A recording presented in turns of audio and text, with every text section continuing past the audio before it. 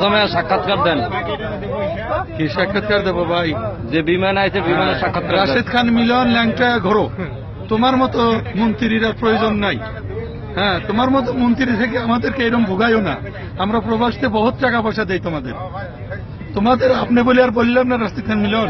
এই কারণ কি আর এই কথা আপনি বলতেছেন আপনি কেন? বলতেছি না, তুমিই বলতেছি। আপনি কি শহীদ হন না? এখন বিমান ভাড়া করে নিয়েছেন যাতে মানুষ বসতেও পারে না, হ্যাঁ, আর কি বোয়াটাও সমস্যা? ঢোকে না।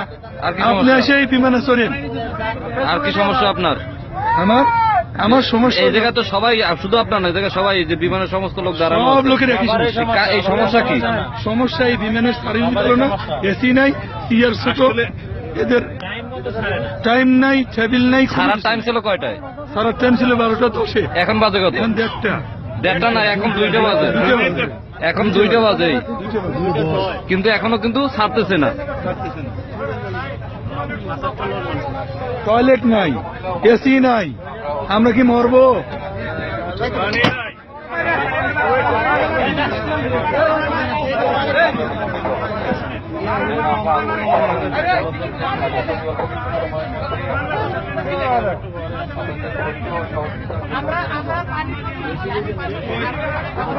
পানি টয়লেট সব বন্ধ।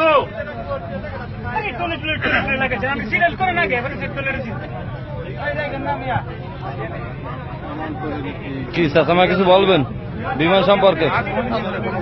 আর কি বলবো, বলার কিছুই নেই। পানি দিলে